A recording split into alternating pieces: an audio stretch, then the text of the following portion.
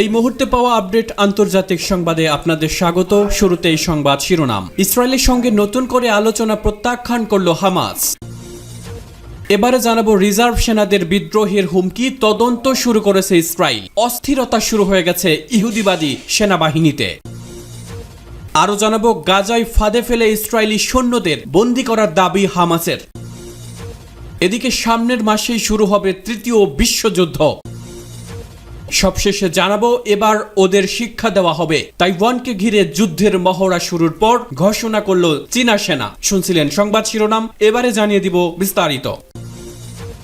ইসরায়েলের সঙ্গে নতুন করে আলোচনা প্রত্যাখ্যান করল হামাস। গাজায় যুদ্ধবিরতি প্রসঙ্গে ফিলিস্তিনের স্বাধীনতাকামী গোষ্ঠী হামাসের সঙ্গে নতুন করে আলোচনায় বসতে চায় ইসরায়েল। তবে এ বিষয়ে ইসরায়েলের সঙ্গে আলোচনায় বসতে চায় না বলে জানিয়েছেন হামাসের জ্যেষ্ঠ নেতা ওসামা হামদান। সংবাদ মাধ্যম আল জাজিরা এক প্রতিবেদনে জানায়, আগামী মঙ্গলবার 28 মে গাজায় যুদ্ধবিরতি নিয়ে নতুন করে আলোচনা শুরুর খবর ইসরায়েলি মিডিয়ায় প্রকাশিত হয়। এ সময় ইসরায়েলের সঙ্গে এমন যুদ্ধবিরতির আলোচনার দরকার নেই বলে মন্তব্য করেন ওসামা হামদান। শনিবার 25 মে আল জাজিরা আরবিকে দেওয়া এক সাক্ষাৎকারে হামদান বলেন, গাজা থেকে যত দ্রুত সম্ভব ইসরায়েলের সেনাদের প্রত্যাহার এবং সকল ধরনের আগ্রাসন বন্ধ করতে হবে। তিনি জানান, চলতি মাসের প্রথম দিকে হামাস যুদ্ধবিরতির জন্য কাতার ও মিশরের মধ্যস্থতাকারীদের দেওয়া একটি প্রস্তাবে রাজি হয়, কিন্তু ইসরায়েল এই প্রস্তাবে দ্বিমত পোষণ করে। এর পরিপ্রেক্ষিতে তিনি বলেন, ইসরায়েলের সঙ্গে আমাদের নতুন করে আলোচনা দরকার নেই, কারণ হামাস আগেই যুদ্ধবিরতি প্রস্তাবে রাজি হয়েছিল, যা ইসরায়েল প্রত্যাখ্যান করেছে। তাই এই আলোচনার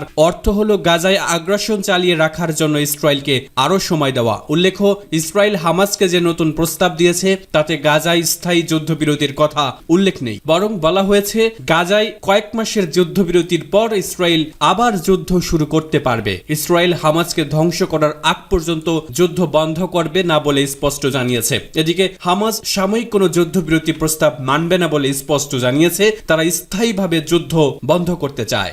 রিজার্ভ সেনাদের বিদ্রোহের হুমকি, তদন্ত শুরু করেছে ইসরায়েল। ইহুদিবাদী ইসরায়েলের সামরিক বাহিনী জানিয়েছেন, সম্প্রতি তাদের বাহিনীর একজন রিজার্ভ সেনা বিদ্রোহের আহ্বান জানিয়ে সামাজিক মাধ্যমে যে ভিডিও ছেড়েছে সে বিষয়ে তদন্ত শুরু হয়েছে। এই ভিডিওতে মাস্ক পরা এক রিজার্ভ সেনাকে বলতে শোনা যায়, যুদ্ধমন্ত্রী ইয়োফ গ্যালান্ট কোনো নির্দেশ দিলে তা যেন সেনারা অমান্য করে। ভিডিওতে ওই সেনা আরো বলেছে, ইয়োফ গ্যালান্টকে পদত্যাগ করতে হবে। যুদ্ধবাজ নেতানিয়াহুর কমান্ডে যুদ্ধ পরিচালিত হলেই কেবল ইসরায়েল বিজয়ী হতে পারবে। সামাজিক মাধ্যমে এই ভিডিও ছড়িয়ে পড়ার মধ্য দিয়ে পরিষ্কার হয়েছে যে ইসরায়েলের সামরিক বাহিনীতে বিশৃঙ্খলা ছড়িয়ে পড়েছে এবং সেনাদের ভেতরে ক্ষোভ বিরাজ করছে। এর আগে সামাজিক যোগাযোগ মাধ্যমে ছড়িয়ে পড়া আরেক ভিডিওতে দেখা গিয়েছিল যে যুদ্ধ করতে অস্বীকৃতি জানিয়ে একটি ব্যারাকের সেনারা চেয়ার টেবিল ভাঙচুর করছে। গাজায় আগ্রাসন চালাতে গিয়ে ইসরায়েলের সেনারা বিরাট বিপর্যয়ের মুখে পড়ছে। ফিলিস্তিনি প্রতিরোধ যোদ্ধাদের হামলায় ইসরায়েল যেমন মার্কাভা ট্যাঙ্ক হারাচ্ছে, তেমনি কয়েকশো সেনাও মারা গেছে। এছাড়া গাজা থেকে আজ পর্যন্ত ইসরায়েলি সেনারা কোনো বন্দীকে জীবিত উদ্ধার করতে পারেনি। এ অবস্থায় কোনো বিশেষজ্ঞ মনে করছে চূড়ান্ত পরিণতিতে ইসরায়েলি সেনা বাহিনীতে বিদ্রোহ ছড়িয়ে পড়তে পারে।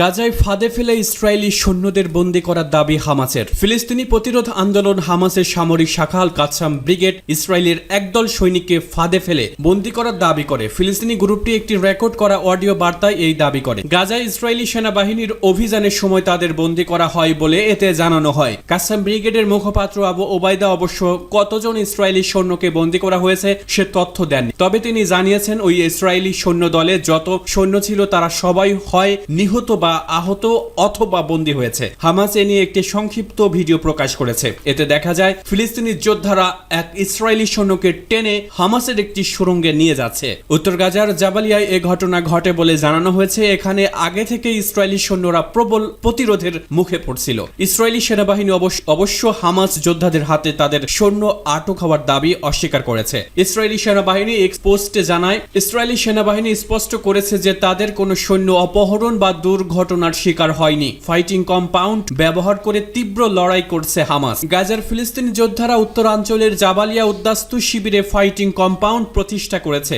এর ফলে তারা ইসরায়েলি বাহিনীর বিরুদ্ধে যুদ্ধে বিভিন্ন ভবনের মধ্য দিয়ে দ্রুত এবং নিরাপদে চলাচল চলাচল করতে পারছে। এতে করে আগের মতো তাদেরকে রাস্তায় দেখা যাচ্ছে না, আর রাস্তায় তাদের দেখা মাত্র ইসরায়েলি হামলার যে শিকার হতো তা থেকেও রক্ষা পাচ্ছে। যুদ্ধ পর্যবেক্ষকরা এর তথ্য জানিয়েছেন। ইসরায়েলি বাহিনী 11 মে থেকে জাবালিয়ায় যুদ্ধ করছে। তারা জানিয়েছে এই এলাকার ফিলিস্তিনি যোদ্ধারা গাজার অন্যান্য অংশের চেয়ে অনেক বেশি সাহসী এবং তারা এখন পর্যন্ত যুদ্ধে সবচেয়ে সহিংসভাবে লড়াই করছে। Institute for the study of war এবং ক্রিটিক্যাল থ্রেটস প্রজেক্ট তাদের প্রতিবেদনে এই তথ্য জানিয়েছে। যুক্তরাষ্ট্রভিত্তিক প্রতিরক্ষা থিঙ্ক ট্যাঙ্ক জানিয়েছে জাবালিয়া দখল করার জন্য 2 সপ্তাহ ধরে চলা যুদ্ধে দেখা যাচ্ছে যে হামাস সেখানে পরিকল্পিত প্রতিরোধ গড়ে তুলেছে এবং ইসরায়েলি বাহিনীর উপর তাদের অস্বাভাবিক উচ্চ মাত্রার আক্রমণ প্রমাণ করেছে যে হামাস এখনো তাদের যুদ্ধ ক্ষমতা কার্যকর রাখতে পেরেছে। এমনকি অক্টোবরে তাদের জাবালিয়া কমান্ডার নিহত হওয়া সত্ত্বেও তারা দুর্বল হয়নি।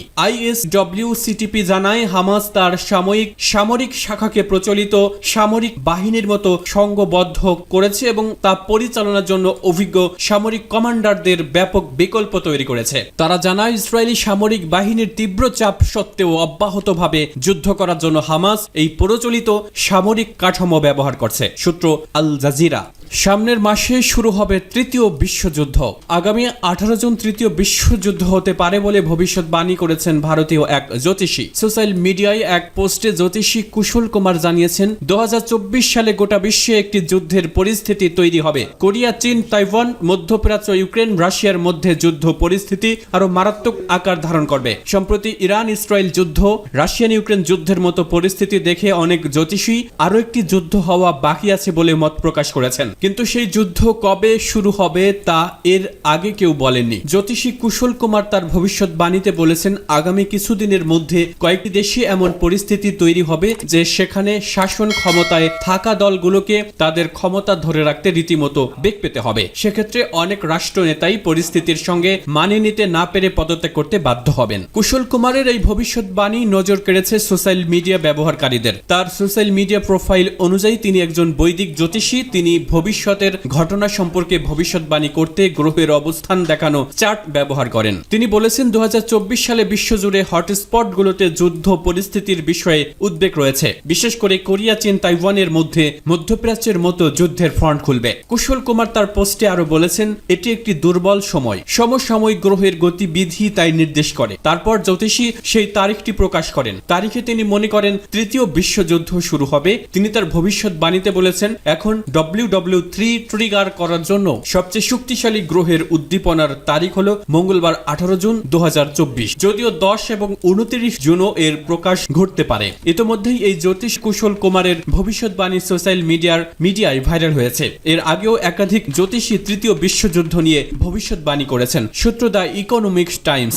এবার ওদের শিক্ষা দেওয়া হবে তাইওয়ানকে ঘিরে যুদ্ধের মহড়া শুরুর পর ঘোষণা করল চীনা সেনা। তাইওয়ান প্রণালী সহ দক্ষিণ চীন সাগরের বিভিন্ন অংশে চীনা রণতরীর এবং যুদ্ধ জাহাজের নতুন করে তৎপরতার অভিযোগও প্রকাশ্যে এসেছে। চীন বলেছে তাইওয়ানকে শিক্ষা দেবে তারা। তাইওয়ানের জল এবং আকাশ সীমার কাছে নতুন করে যুদ্ধ মহড়া শুরু করলো চীনের পিপলস লিবারেশন আর্মি। চীনা ফৌজের ইস্টার্ন থিয়েটার কমান্ড ঘোষণা করেছিল ডুবোজাহাজ বিধ্বংসী এবং সমুদ্রে প্রত্যাঘাতের সক্ষমতা যাচাই করতেই এই মহড়া। কিন্তু তারপরে বেজিং জানায় তাইওয়ানকে শিক্ষা দেওয়াও তাদের অন্যতম উদ্দেশ্য। সামরিক পর্যবেক্ষকদের একাংশ মনে করছেন তাইওয়ান এবং আমেরিকার উপরে নিজেদের সামরিক চাপ বজায় রাখতেই তাইওয়ান প্রণালী এবং তার সংলগ্ন এলাকায় প্রভাব বাড়াতে চাইছে চীনা প্রেসিডেন্ট শি জিনপিং এর সরকার। কোনো আগাম ঘোষণা ছাড়াই বৃহস্পতিবার দ্বীপরাষ্ট্র তাইওয়ানের সীমান্ত ঘেঁষে মহড়া শুরু করেছিল চীনা সেনা। শুক্রবার চীনের সামরিক মুখপাত্র লি শি বলেন তাইওয়ান স্বাধীনতার নামে বিচ্ছিন্নতাবাদী কার্যকলাপ চালাচ্ছে, তাই কঠোর শাস্তি হিসেবে এই মহড়া চালানো হচ্ছে। বহিরাগত শক্তির হস্তক্ষেপ এবং উস্কানির বিরুদ্ধেও কড়া সতর্ক বার্তাও দেওয়া হচ্ছে। গত 2 বছরে একাধিকবার তাইওয়ানের জল এবং আকাশ সীমায় ঢুকে পড়ে আন্তর্জাতিক আইন লঙ্ঘন করেছে বেইজিং। প্রসঙ্গত 2022 সালে আগস্টে চীনের আপত্তি খারিজ করে আমেরিকার কংগ্রেসের নিম্নকক্ষ হাউস অব রিপ্রেজেন্টেটিভস এর স্পিকার ন্যান্সি পেলোসির তাইওয়ান সফরের পরেই নতুন করে উত্তেজনা তৈরি হয়। সে সময় ধারাবাহিকভাবে তাইওয়ানের আকাশ সীমা লঙ্ঘন করতে শুরু করে চীনা যুদ্ধবিমান। চীন তাইওয়ান সংকটের আবহে সে সময় আমেরিকার 7ম নৌবহরের অন্তর্ভুক্ত কয়েকটি যুদ্ধ জাহাজ তাইওয়ান প্রণালীতে ঢুকেছিল। এরপর সাময়িকভাবে উত্তেজনা প্রশমনের